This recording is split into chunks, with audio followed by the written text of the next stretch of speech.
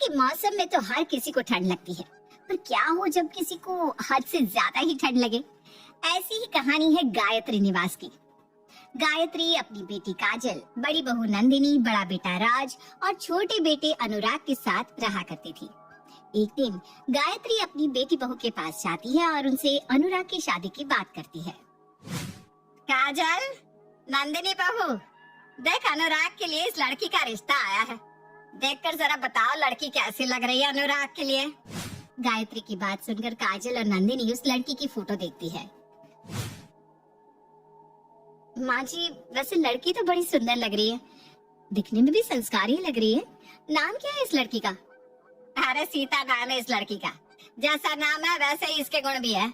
बहुत संस्कारी बच्ची है, बिल्कुल गाय है गाय। गायत्री की बात सुनकर नंदिनी और काजल एक दूसरे की शक्ल देखने लगते हैं, जिसके बाद काजल हंसते हुए अपनी माँ से कहती है, मम्मी, अगर ये लड़की इतनी संस्कारी है तो इसे ही फाइनल कर देते हैं। शाम को जब अनुराग भैया आएंगे तो आप भैया से इस लड़की के बारे में बात कर लेना। और हाँ, उनसे ये मत पूछना भूलना कि वो किसी और लड़की से शादी करना तो नहीं चाहती। कहीं ऐसा ना हो आप उनकी कहीं और ही शादी करवा दो और वो किसी और से ही करना चाहती हो। बात तो बिल्कुल सही कह रही है बेटा। आने दे शाम को अनुराग को, आज उसके दिल की बात पूछ कर ही रहूंगी। इस तरह गायत्री अपनी बात खत्म करके अपने कमरे में चली जाती है और शाम को अनुराग जब अपने घर आता है तो सभी डाइनिंग टेबल पर बैठकर खाना खाते हुए आपस में बात कर रहे थे।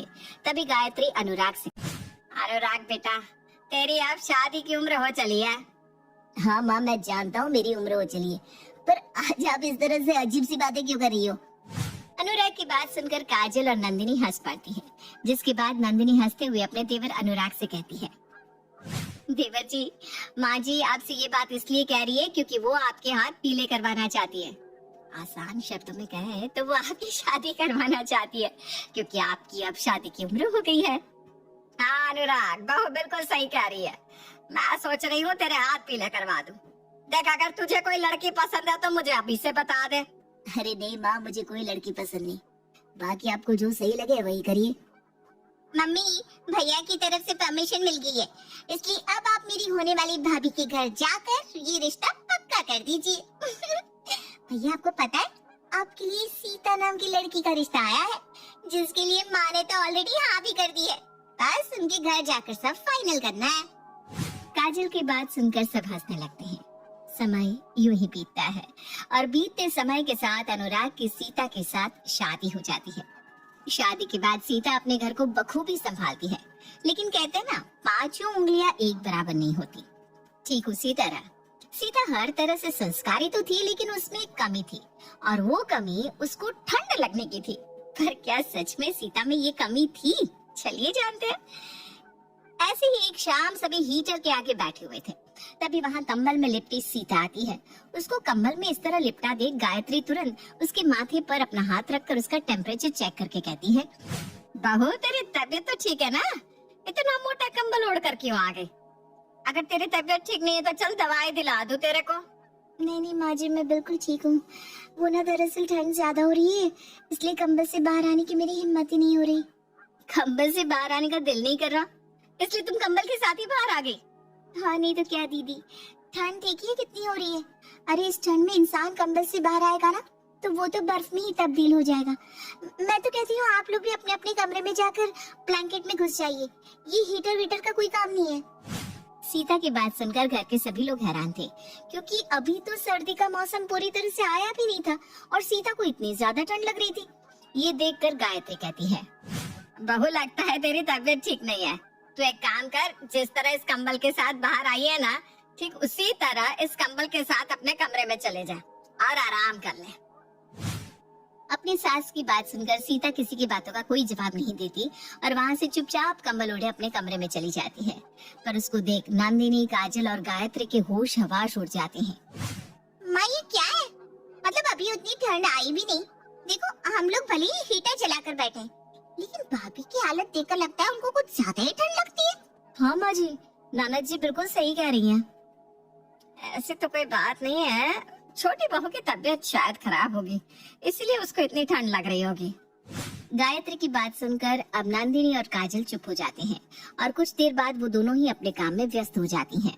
समय गुजरता है पर समय के साथ सीता की ठंड और ज्यादा बढ़ती जाती है। सीता अब न तो अपने कमरे को छोड़ती और न ही हीटर बंद करती। ऐसे ही एक रात अनुराग ऑफिस से घर आता है। सभी साथ में खाना खा रहे थे। अगर कोई साथ में नहीं था तो वो थी सीता।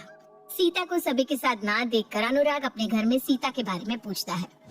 माँ, यार डाइनिंग टेबल पर सब है लेकिन सीता कहीं नजर नहीं आ रही, कहाँ है वो? अब क्या बताए भैया, आपकी पत्नी यानी मेरी प्यारी छोटी भाभी को इतनी ज्यादा ठंड लगती है कि वो अपने कमरे से बाहर आना जरूरी नहीं समझती।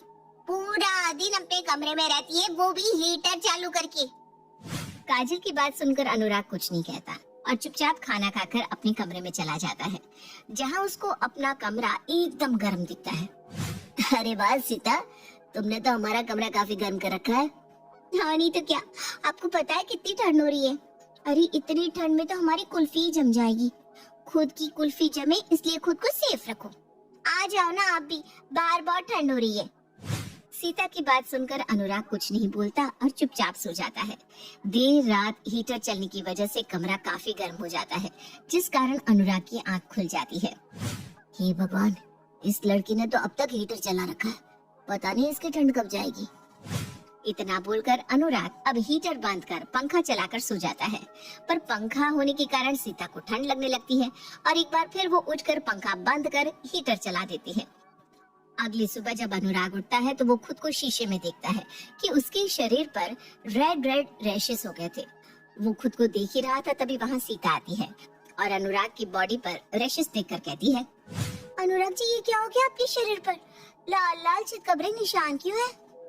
ये सब तुम्हारी वजह से हुआ है सीता। रात को तुम हीटर चला देती हो, पंखा बंद कर देती हो, ऊपर से कंबल भी ओढ़ लेती हो, साथ ही मुझे भी उड़ाकर सुला देती हो। ज्यादा गर्मी बर्दाश्त ना करने की वजह से ये सब हुआ है। मुझे माफ कर दीजिए अनुराग जी, वो दरअसल ना मुझे सच में बहुत ठंड लगती है, इसलिए मैं ऐसा करती हूँ। सीता का भोला मुंह देखकर अनुराग भी पिघल जाता है और वो उसको कुछ नहीं बोलता, जिसके बाद वो अपने ऑफिस चला जाता है। समय गुजरता है। आज काजल का बर्थडे था। काजल के बर्थडे पर सभी घर वाले घर में एक छोटी सी पार्टी रखते हैं और उस पार्टी की थीम थी गाँव। नंदिनी भाभी, आपने पार्टी की थीम में गाउन क्यों रखा है? आप जानती है ना छोटी भाभी को कितनी ठंड लगती है। हाँ बहू, काजल बिल्कुल सही बोल रही है। अगर हमने गाउन की थीम रखी तो मेरा क्या होगा? तुझे तो पता है ना कि मैं ऐसे कपड़े नहीं पहनती, और वैसे भी छोटी बहू को जब इतनी ठंड लगती है तो वो गाउन कैसे पहनेगी? शादी के बाद पहली बार गाउन पहनने का मौका मिल रहा है, प्लीज मम्मी जी गाउन पहन लीजिए ना। और रही सीता की बात, तो वो कोई गर्म गाउन पहन लेगी। माँ नंदिनी सही कह रही है, शादी के बाद बेचारी पहली बार ये गाउन पहनेगी।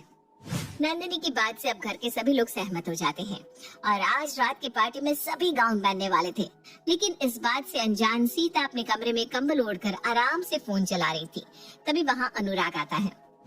सीता, आज काजल की बर्थडे पार्टी में सभी फीमेल गाउन पहन रही है, तो चलो मैं तुम्हें कुछ गरम वाला गाउन दिलवा दूं। क्या? आज काजल की बर्थडे पार्टी में सभी गाउन पहन रहे हैं? अगर आप वेस्टर्न ड्रेस देख ही रहे हैं तो मैं गाउन क्यों पहनूं, वो भी गर्म? अरे क्योंकि तुम्हें बहुत ज्यादा ठंड लगती है। अगर तुमने गर्म गाउन नहीं पहना तो कहीं ऐसा ना हो कि एक बार फिर तुम कंबल के साथ सभी के सामने आ जाओ। आप इस बात की चिंता मत कीजिए कि मैं कैसे आऊंगी, फिलहाल अभी बहुत ठंड है, मुझे आराम करने दीजिए। सीता की बात सुनकर अनुराग कुछ नहीं बोलता और वहाँ से चला जाता है। शाम को सभी गाउन पहनकर पार्टी एंजॉय कर रहे थे, तभी वहाँ पर सीता छोटे छोटे कपड़े पहनकर आती है। उसको इतने छोटे कपड़े में देख सभी की आंखें खुली की खुली रह जाती है। बहू, तुझे तो घर में सबसे ज्यादा ठंड लगती है, उसके बाद भी तू इस तरह गाउन में? अब ठंड नहीं लग रही तुझे? अरे माँ जी कैसी बात कर रही हो आप, मुझे कम से कम पार्टी तो एंजॉय करने दीजिए।